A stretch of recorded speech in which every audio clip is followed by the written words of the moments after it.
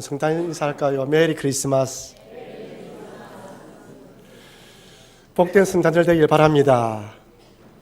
여러분, 만약 예수님께서 여러분들에게 선물 하나를 주신다면 어떤 선물을 받기 원하십니까? 어떤 복된 소식이 예수님으로부터 들려오기를 원하십니까? 아마 시험을 치고 대학 입학 시험 합격 소식을 기다리고 있는 학생들에게는 그 입학 소식이 복된 소식일 것이고, 우리 취업 준비생들에게는 회사에 입사했다는 소식이 복된 소식이겠죠. 결혼했지만 자녀가 없는 이 젊은 부부들에게는 자녀를 임신했다는 소식이 분명 복된 소식일 것입니다. 혹시 여러분 가운데 물질적인 어려움이 있어서 하나님 이 부분만 해결해 달라고 기도하고 계신 분들에게는 그 문제가 해결됐다는 소식이 기쁜 소식일 것입니다. 저는 이번 성탄절을 맞이하여 이런 좋은 소식들이 우리 교회 모든 성도님들 가정에 들려오기를 주의 이름으로 축원합니다. 그런데 여러분, 나에게 좋은 소식이 다른 사람에게 좋은 소식이라는 보장이 없습니다. 나이가 들어 탈모가 시작되면서 머리카락 빠지는 분들에게는 머리가 나는 약이 개발되었다는 소식은 희소식이지만, 저처럼 아직 머리털이 많은 사람들에게는 그런 복된 소식이 아닙니다. 병으로 입원하여서 참 신약, 그 불치병을 치료할 수 있는 약만 개발된다면 좋겠다고 기도하는 분들에게 그 약이 개발되었다는 소식은 복된 소식이지만, 20대의 젊은 청년들에게는 오히려 맛집이나 즐거운 여행지가 있다는 소식이 복된 소식일 것입니다. 그런데 오늘 본문에 예수님이 탄생했다는 이 소식은 믿는 자들에게 누구든지 어떤 형편, 신분과 나이와 상관없이 모든 자들에게 큰 기쁨의 소식이 됨을 믿으시기를 바랍니다.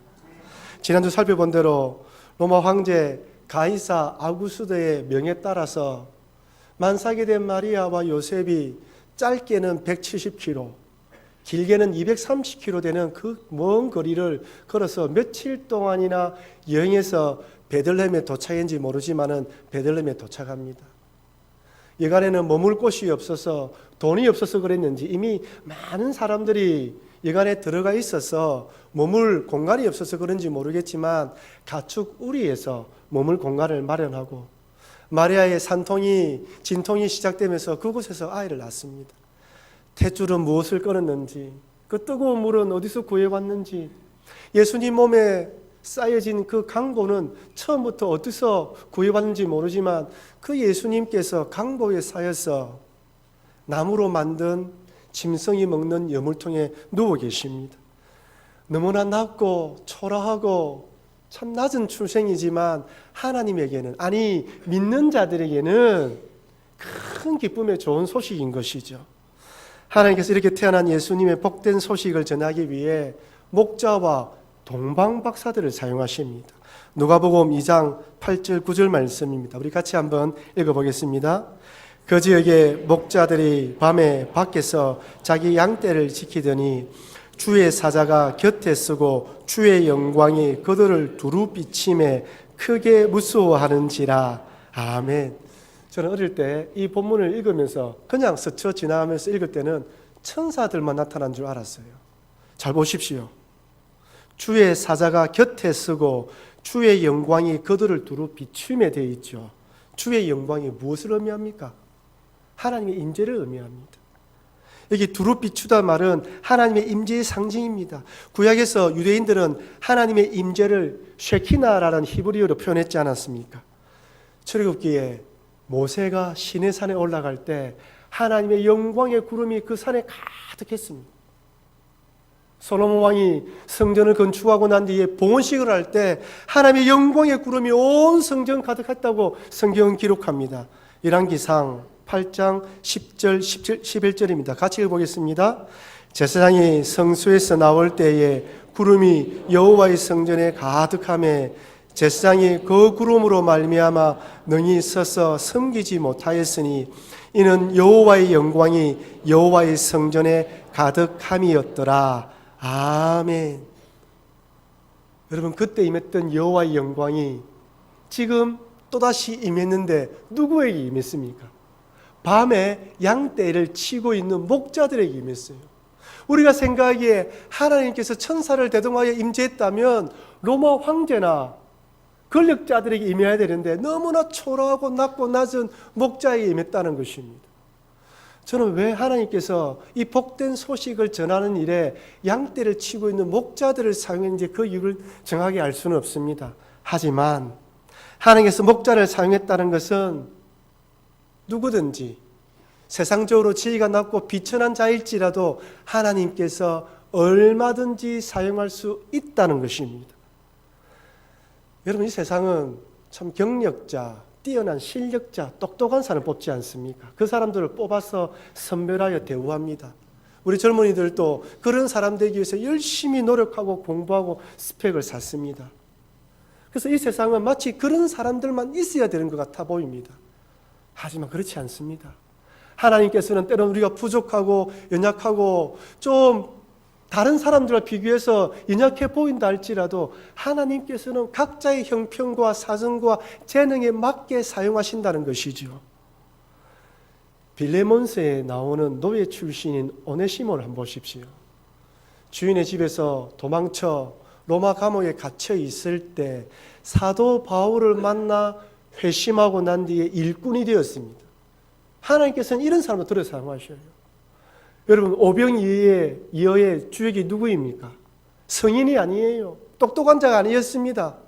그저 한 아이, 물고기 2마리와 떡 5개를 가지고 있는 그 아이를 통하여서 큰 놀라운 역사가 일어나지 않았습니까? 그러니 여러분, 세상 기준으로 나를 바라보지 마시고 하나님께서는 무엇이든지 나를 들어 사용한다는 것을 꼭 기억하시기를 바랍니다. 이렇게 누가복음에서는 복된 소식을 전하기 위해 목자들을 선택했다면 마태복음에서는 이방인 출신인 동방박사들을 사용합니다. 여러분, 마태복음은 이 마태복음을 받아들이는 첫 번째 독자가 누구입니까? 유대인들이에요. 유대인들에게 이방인 점성가, 점을 치는 자가 등장했다는 사실은 유대인들은 사실 받아들이기 힘든 이야기입니다. 차라리 누가가 이 동방박사의 내용을 기록했다면 맞아들일 수가 있어. 이방인들이 전하는 것이니까요. 그런데 마태가 의도적으로 이 본문, 이 동방박사의 기록을 기록하고 있습니다. 마태복음 2장 1절 2절입니다. 헤롯 왕 때에 예수께서 유대 베들레헴에서 나심에 동방으로부터 박사들이 예루살렘에 이르러 말하되 유대인의 왕으로 나신 이가 어디 계시냐? 우리가 동방에서 그의 별을 보고 그에게 경배하러 왔노라 하니. 여기 박사로 번역된 헬라어는 마고의 원형 마고스인데 히브리어에는 이런 뜻이 없습니다. 그렇지 않습니까? 유대인들은 점치는 자, 귀신들과 이런 사람들 다 죽이라 하거든요. 그런데 그런 뜻이 있을 수가 없죠. 이 단어는 바벨론이나 페르시아에서 가져온 단어입니다. 현자, 교사, 제사장, 의사, 점성가, 예언가, 해몽가, 말술가 다른 뜻의 총칭이라는 것이죠. 한마디로 하늘의 별자리를 보고 점을 치는 점성가라는 것입니다. 여러분 성경에 보십시오. 여러분 성경에 각 주에 보시면 박사들 옆에 1번이라는 글자가 적혀 있죠. 한번 보십시오. 1번 밑에 맨 밑에 따라오시면 뭐라고 되어 있습니까? 점성가라 되어 있죠. 여러분 성경에 제가 말한 대로 1번이라는 숫자가 있는 성경은 좋은 성경입니다. 주후 614년 이런 기록에 의하면 페르시아 군이 이스라엘을 침공해서 예루살렘에 있는 베들레헴에 있는 이런 교회들을 많이 파괴했다고 합니다. 그런데 베들레헴의 예수 탄생 교회는 파괴하지 않았다고 합니다. 그 이유가 왜냐하니까 이 페르시아 군인들이 예수 탄생 교회 안에 들어가 보니까 바닥과 벽면과 천장에 모자이크로 예수님의 탄생 모습을 그려놓은 거예요. 그런데 동방박사들의 모습이 있는데 그 동방박사들의 옷이 페르시아 사람들의 복장이었다고 합니다. 자기 선조들이 경배했던 교회는 파괴할 수 없다고 그대로 두었다는 이야기가 전해지고 있습니다. 이런저런 여러 사항들을 보아서 성경학자들은 이 동방에서 온 박사들을 페르시아에서 온 점성가들로 생각하고 있습니다. 그렇다면 여러분 하나 문제를 내겠습니다. 동방 박사들이 먼저 예수님께 경배했을까요? 목자들이 먼저 경배했을까요? 1번 목자들, 2번 동방박사입니다. 목자들이 먼저 경배했습니다. 동방박사들이 헤롯 궁전에 왔을 때는 이미 예수님이 태어났다라고 이야기를 했고, 페르시아에서 팔레스타인까지 걸어서 4개월이 걸리는데, 이들이 언제 예수님이 태어났는지 모르지만 그 별을 보고 왔고, 또한 헤롯 궁에 도착해서 왕이 태어나지 않았다는 사실을 깨닫고 베들레헴에 도착해서 예수님께 경배하고 난 뒤 이 박사들은 헤롯 왕에 알리지 않고 몰래 자기 고향으로 돌아갑니다. 이 사실을 안 헤롯 왕이 몇 세 이하의 아이를 죽이라고 했다고요? 만 2세 이하의 아이를 다 죽이라고 했어요. 그래서 동방박사들보다 목자들이 먼저 예수님께 경배했고, 동방박사들은 어느 정도 시간이 흐른 후에 찾아온 것이 아닌가 생각하고 있습니다. 성경에 보면요, 오늘 읽었던 누가복음에 보면요, 천사들이 목자들은 이렇게 이야기를 합니다. 누가복음 2장 12절입니다. 너희가 가서 강보에 사여 구유에 누워있는 아기를 보리니 이것이 너희에게 표적이니라. 천사가 분명히 이야기해요. 그 밤에 강보에 쌓여진 아이를 보아라. 표적이 될 것이다. 그러니 하나님께서는 목자들을 통하여서는 빨리 가게 만들었고, 동방박사들은 조금 시간을 주었다는 것이죠. 그렇다면 왜 하나님께서는 목자들로 충분한데 이방인 동방박사, 그것도 점을 치는 이 박사들을 동원하신 것일까요? 그 이유가 무엇이겠습니까? 그것은 역할이 다르기 때문입니다. 하나님께서 목자를 선택해서 예수님께 바로 찾아가게 하신 이유는 예수님의 탄생 소식을 축하하고 기뻐하도록 하기 위한 의도였다면, 동방박사는 헤롯궁에 보내어서 하나님의 아들이 태어났다는 메시지, 선전포고를 하게 만드는 거예요. 아무리 왕일지라도 왕이 하나님의 아들이 태어났기에 그 모든 것을 내려놓고 예수님을 경배하라고 의도적으로 보낸 것이죠. 만약 하나님께서 동방박사들도 예수님을 경배하도록 단순히 축하하는 의미로 보냈다면 예루살렘에 가도록 인도하지 않았을 것입니다. 한번 생각해 보십시오. 페르시아에 있던 이 박사들이 갑자기 나타난 별을 보았습니다. 그리고 그 별을 따라서 팔레스타인 지방 어느 지역에 왔는데 갑자기 그 별이 사라져 버렸어요. 그들은 생각하기에 당연히 왕이 태어났다고 하면 왕궁에서 태어났을 것이라 생각하고 예루살렘으로 찾아갑니다. 헤롯 궁전에서 헤롯을 만나고 나니 그런 소식이 없어요. 그래서 그 궁전을 빠져나왔는데 성경에 보면 문득 그 별이 나타나서 그들을 인도했다고 기록되어 있습니다. 예루살렘에서 베들레헴까지는 10km밖에 되지 않아요. 그래서 이 동방박사들이 다시 베들레헴에 와서 예수님께 경배하고 돌아간 것입니다. 특이한 것은 목자들에게는 천사들이 나타났죠. 직접 하나님이 나타났습니다. 동방박사들은 별로 인도했다는 거예요. 저는 참 궁금했습니다. 왜 하나님께서 별로 인도했을까? 왜 그랬습니까? 헤롯 왕에게 확실하게 하나님의 아들이 태어났다는 사실을 확정시켜주기 위해서입니다. 유대인들에게, 하나님 믿는 사람들에게 하나님이 나타났다는 것은 놀라운 일이지만은 하나님 믿지 않는 이방인들에게는 하나님 나타났다는 사실이 너네들 신이고 너네들 종교이지 않느냐 생각할 수 있어요. 하지만 그 당시 이방인들에게는 별, 천체의 징조는 신의 뜻으로 받아들였습니다. 아울러 페르시아 점성가들에 대해서는 뛰어난 영적 권위를 가진 사람들로 받아들였던 것이죠. 그러니 그들이 찾아와서 별을 보고 찾아왔다고 이야기하니까 헤롯 왕은 받아들일 수밖에 없었던 것입니다. 이처럼 하나님께서는 때로는 목자를 통하여서, 또 때로는 동방박사들, 우리가 생각하기는 저 이방인들, 저 점수를 하는 사람들을 왜 사용할까 생각되지만 하나님께서는 하나님의 뜻을 위해서 다양한 사람들을 사용하시는 것이죠. 여러분, 이것은 오늘도 마찬가지입니다. 성공하고 출세한 사람뿐 아니라 평범한 사람, 아니 낮고 낮은 지위를 가진 사람도 하나님께서는 얼마든지 사용하십니다. 우리 교회는 지난주에 선교회 첫 모임을 가지고 총회를 했습니다. 10여 년 동안 중단되었다가 다시 시작하려고 하니 아마 처음에는 여러 가지 시행착오와 어려움이 있을 것입니다.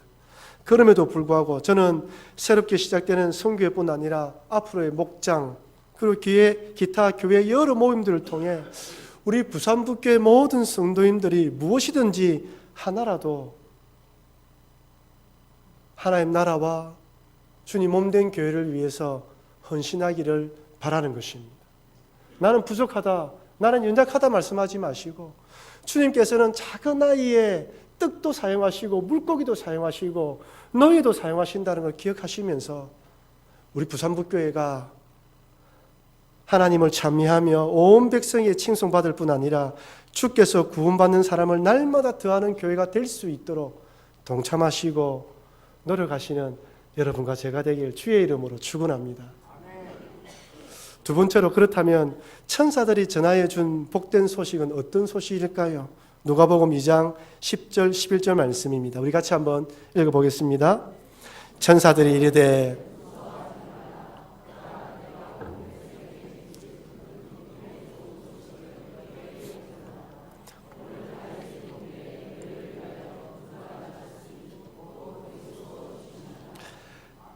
천사가 이르되 무서워하지 말라. 보라 내가 온 백성에 미칠 큰 기쁨의 좋은 소식을 너희에게 전하노라. 오늘 다윗의 동네에 너희를 위하여 구주가 나셨으니 곧 그리스도 주시니라. 아멘. 주님이 나셨다는 거예요. 구주가 나셨다는 것입니다. 여러분 사실 세상에도 좋은 소식이 많이 있죠. 제가 앞에서 말씀드렸다시피 임신의 소식, 입학의 소식, 입사의 소식, 어떤 문제가 해결됐다는 소식은 기쁜 소식임에 틀림이 없습니다. 하지만 이 땅의 좋은 것들에 대한 소식들은 이례적이고 단회적이지 오래 가지 못합니다. 한번 잘 생각해 보십시오. 여러분 몇 년 전에 그렇게 간절히 가지기 바랬고 원했던 것들이 이루어졌을 때 그 기쁨이 얼마나 오래 가던가요? 그때 며칠 상관이지 오래 가지는 않습니다. 대학 합격의 기쁨도 그 순간에 기쁩니다. 입사했다는 기쁨도 그 순간에는 기뻐요. 하지만 입학과 입사 동시에 공부와 회사에서 성과를 내야 되는 스트레스로 힘들어하는 것이 우리 인간이에요. 아기를 가지기 원해서 아기가 태어나는데 그 아기를 양육하기 위해서는 때로는 밤잠을 자지 못할 때도 있지 않습니까? 하지만 예수님으로 인한 구원은 예수님 믿을 때 한 번의 구원으로 끝나는 것이 아니라 매번 매 순간 우리가 찾을 때마다 그 예수님이 우리의 손을 잡아주신다는 것입니다. 그래서 예수님으로 인한 구원은 영원한 구원이며 매번 나를 찾아오는 반복되는 구원이라는 것이에요. 한 번의 구원이 아니고 그때의 구원의 관계보다 더 정진되어지고 더 기쁨으로 찾아오는 것이 예수님으로 인한 큰 기쁨의 좋은 소식입니다. 어떤 분은 예수님을 구주로 영접하고 나면 그때 구원으로 끝나는 것은 아닙니까? 라고 물어요. 이 말은 반은 맞고 반은 틀린 것입니다. 예수님을 구주 영접했으니 신분상으로 하나님 백성이 되었고 천국 가는 백성이 되었습니다. 이것을 칭이라고 부르죠. 하지만 여러분 이 땅을 떠날 때까지 주님 오실 때까지 내 코의 호흡이 끝나는 날까지 우리 성도는 성화의 삶을 살아갑니다. 이 성화의 삶이라는 것은 예수님을 닮아가는 삶, 제자의 삶, 청지기의 삶, 사명자의 삶이죠. 그러나 여러분 한순간에 완벽하게 다 이 삶을 살아갈 수 있습니까? 실수하고 넘어지고 낙심하고 뒤로 자빠지다가 또다시 일어나면서 걸어가는 것이 이 성화의 삶이에요. 성령께서 우리를 도와주시지만 우리의 사단 마귀는 우리 성도들이 이런 삶을 살아가는 걸 원하지 않습니다. 그냥 세상에 푹 빠져서 살아가기를 원하는 것이죠. 그래서 매일매일 주의 도움의 손길이 아니면 걸어갈 수 없는 길이 성화의 삶입니다. 여러분 사단 마귀의 대표적인 두 가지 전략이 무엇입니까? 첫 번째는 이 세상에 푹 빠져 살게 하는 것입니다. 모든 관심, 생각, 모든 것이 돈, 이 땅에 좋은 것을 바라는 것이죠. 세상을 사랑하고 육신과 안목의 정욕, 이생의 자랑에 푹 빠져 살아가게 만듭니다. 하나님 사랑하고 예수님 닮아가며 사명을 감당하는 신앙인, 더 신앙이 성장하고 정진하는 것, 복음의 진보를 위해서 노력하는 것에 대해서는 관심을 가지지 않게 만들어요. 좋은 집, 멋진 차, 유명 브랜드, 성공, 출세, 화려한 삶, 좋은 곳, 여행, 귀만 뜨면, 눈만 뜨면 들리는 것들이 전부 다 이런 것입니다. 그래서 우리 그리스도인의 마음을 다 빼앗아 가버려요. 그래서 하나님께서는 사도 요한을 통하여 이렇게 권면합니다. 요한 1서 2장 15절에서 17절 말씀 같이 읽어보겠습니다. 이 세상이나 세상에 있는 것들을 사랑하지 말라. 누구든지 세상을 사랑하면 하나님의 사랑이 그 안에 있지 아니하니 이는 세상에 있는 모든 것이 육신의 정욕과 안목의 정욕과 이생의 자랑이니 다 아버지께로부터 온 것이 세상으로부터 온 것이라.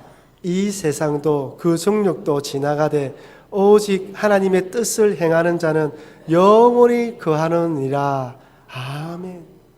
여러분, 사도 요한을 통해서 분명하게 이렇게 살아가라고 이야기를 합니다. 세상을 바라보지 말고 하나님을 바라보라는 거예요. 그때나 지금이나 앞으로도 마찬가지입니다. 근데 문제는 이 말씀을 알지만 실천에 옮기기가 힘들잖아요. 단번에 100% 성공할 수 있는 것이 아닙니다. 시행착오를 거쳐야 돼요. 실수할 수가 있습니다. 낙심에 빠질 때가 있습니다. 이때 나를 건지시는 분이 누구입니까? 예수님이라는 거예요. 나도 모르게 세상 한가운데 떠내려가 있는 나 자신을 볼 때, 나도 모르게 깜짝 놀랄 때, 그때 주님 나를 붙들어 주십시오, 나를 인도해 주십시오라고 이야기하면 내 손을 잡아주시는 그 주님, 그 주님의 구원의 손길이 매일매일 필요하다는 거예요.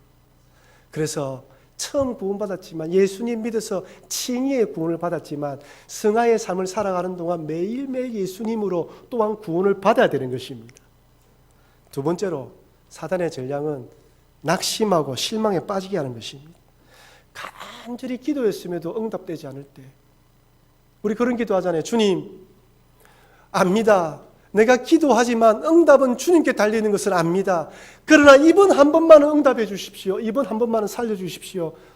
정말 이렇게 살려주시기만 한다면 이제부터는 예수님만 위해 살겠습니다. 기도할 때 있지 않습니까? 저도 마찬가지예요. 그런 심정으로 기도합니다. 근데 기도 응답이 안 되면 실망이 찾아와요. 하나님, 내 기도에 응답해 주시지 않는가 봐. 이론적으로는 알고 있어요. 하나님의 뜻이 있겠지. 그러나 찾아오는 이 낭만감, 실망감은 이루 말할 수 없습니다. 교회에 대한 실망은 어떻습니까? 목회자에 대한 실망은 어떻습니까? 한번 실망에 빠지게 되면 다시 회복되기가 너무너무 힘들어요.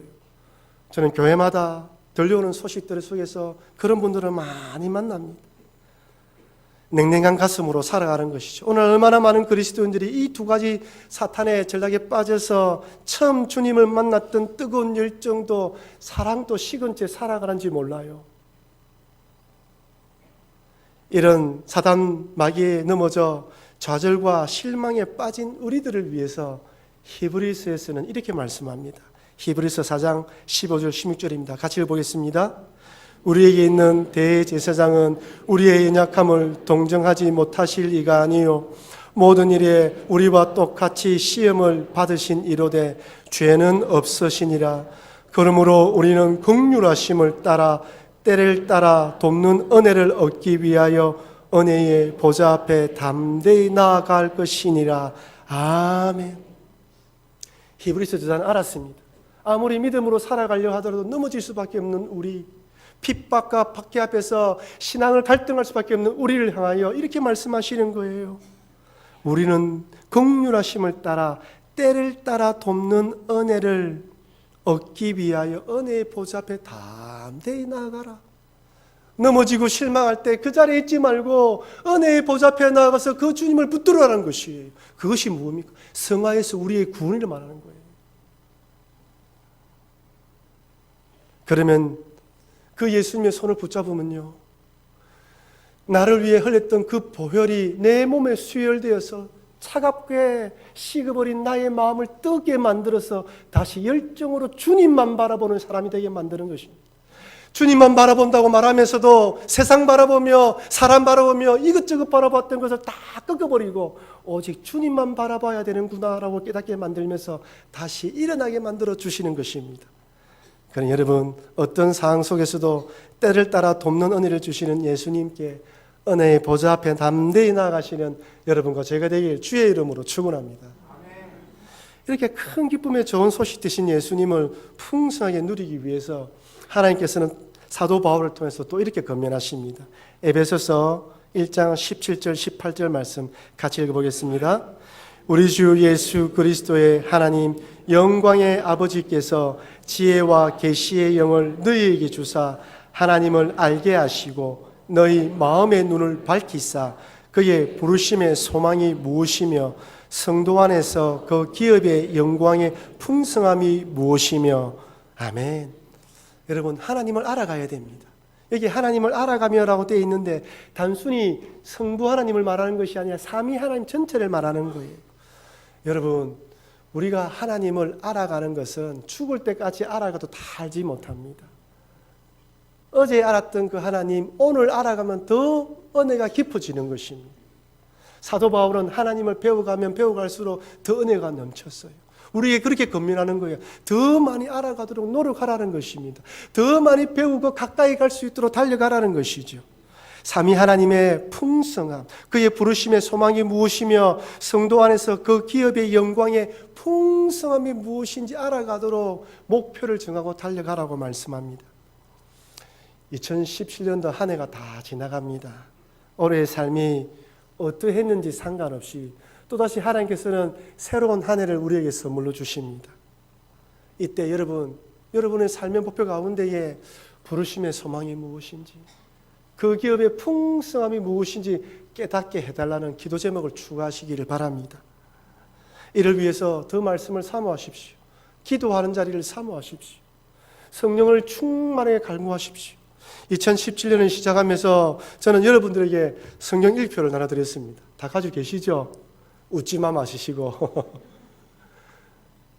아브라함 반, 사라 반, 한나 반 할머니들은 모일 때마다 성경을 읽고 모일 때마다 성경 기록해요.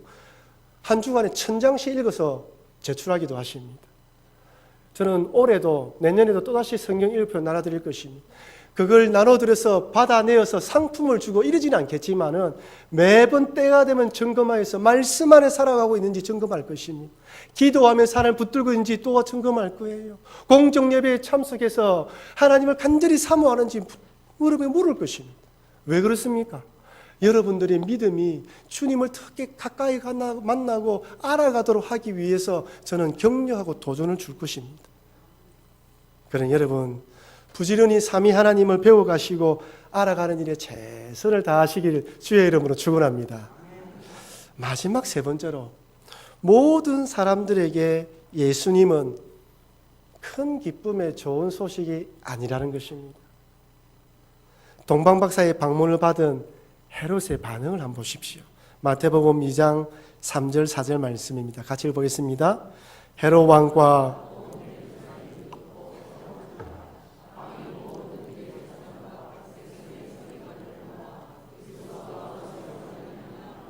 물으니 헤롯 왕과 온 예루살렘이 듣고 소동한지라예요. 기뻐한 것이 아닙니다. 여기 소동하다는 뜻은 사람들의 마음이 심히 교란되고 공포 가운데 발칵 뒤집혀진 것을 말하는 거예요. 헤롯 왕이 왕의 자리에 오르기까지 온갖 악한 일을 다 저질렀습니다. 자기의 자녀들도 자기의 아내도 다 죽여버렸어요. 이런 자기가 그 자리를 차지하고 있는데 또 다른 왕이 태어났다는 소식은 그분이 하나님의 아들일지라도 복되고 기쁜 소식이 아니었습니다. 그에게는 이것은 오히려 소동을 일으키는 재앙의 소식이었던 것이죠. 그렇다면 그 당시 종교 지도자는 어떻습니까? 헤롯이 종교 지도자들을 다 모아서 어디서 메시아가 태어난지 묻습니다. 그들은 구약의 예언들을 참조해서 베들레헴에서 태어난다는 것을 정확하게 알았어요. 하지만 그들은 베들레헴에 찾아가서 예수님께 경배하지 않았습니다. 왜 그랬을까요? 누구의 눈치를 보고 있습니까? 헤롯 왕의 눈치를 보고 있죠. 만약에 베들레헴에 가서 경배를 한다는 것은 왕을 인정하는 거잖아요. 그러면 헤롯을 인정하지 않는다는 표시가 되기 때문에 자기의 기득권 생명을 지키기 위해서 찾아가지 않았던 것입니다. 예수님께서 큰 기쁨의 소식이 되기 위해서는 포기와 내려놓음이 있어야 됩니다. 내가 생각하는 것, 내가 귀하게 생각하는 것을 내려놓지 않으면 예수님을 구주로 영접하지 못할 뿐 아니라 신앙생활하면서도 다른 것들이 하나님과의 통로를 막아서, 그것들이 통로를 막아서 더 구원의 은혜를 경험하지 못하게 만드는 것이죠. 혹시 여러분 삶 가운데 그렇게 소중하게 생각하고 있는 것들이 오히려 큰 기쁨의 좋은 소식 대신 예수님의 은혜를 누리지 못하게 만들고 있지는 않습니까? 여러분이 귀하게 생각하고 있는 그것들이 방해하고 있지는 않습니까?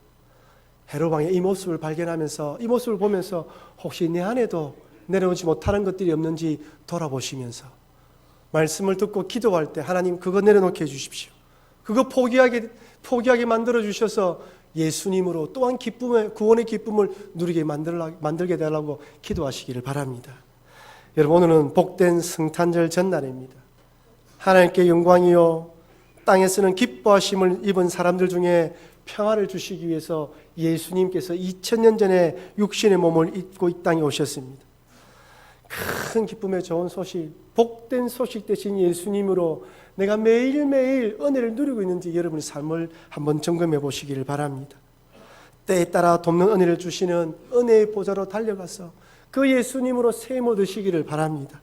아울러 큰 기쁨의 좋은 소식은 내려놓고 포기하는 자들에게 주어지는 소식임을 꼭 기억하시면서 혹시나 방해되는 것들이 있다면 내려놓고 포기하셔서 예수님으로 큰 은혜를 누리시는 여러분, 저 복된 성탄절 되기를 주의 이름으로 축원합니다.